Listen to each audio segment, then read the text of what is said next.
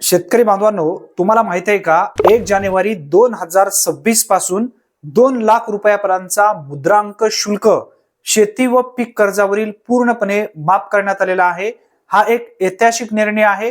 या निर्णयामुळे अनेक शेतकऱ्यांना याचा नक्की फायदा होणार आहे।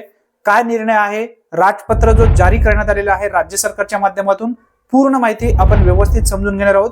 जर तुम्ही शेतकरी असाल तर हा व्हिडिओ आवर्जून नक्की शेवटपर्यंत पहा। शेतकरी बांधवांनो, महाराष्ट्र शासन राजपत्र असाधारण भाग 4 ब दिनांक 1 जानेवारी 2026 वार गुरुवार पासून हे आदेश महसूल व वन विभागांच्या माध्यमातून काढण्यात आलेला आहे।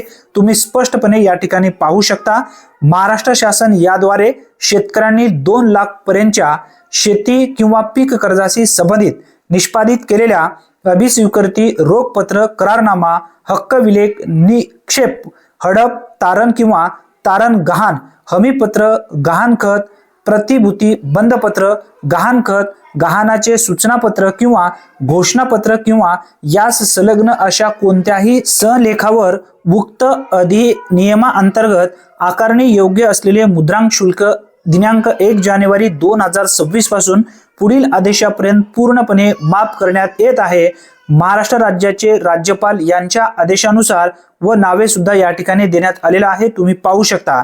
यामुळे भरपूर अशा शेतकऱ्यांचा नक्की फायदा होणार आहे।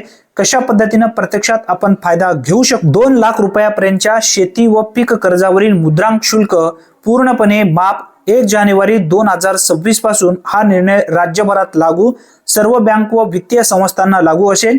शेतकऱ्यांची आर्थिक बचत होईल आणि कर्ज प्रक्रिया अधिक सुलभ होईल, यासाठी हा एक महत्त्वपूर्ण निर्णय आहे। हा व्हिडिओ जास्तीत जास्त लाभार्थ्यांपर्यंत नक्की शेअर करा। चॅनलवरती जर तुम्ही पहिल्यांदाच आला असाल तर अशाच अचूक अपडेट सर्वप्रथम मिळवण्यासाठी आत्ताच आपल्या चॅनलला सबस्क्राइब करून ठेवा। धन्यवाद।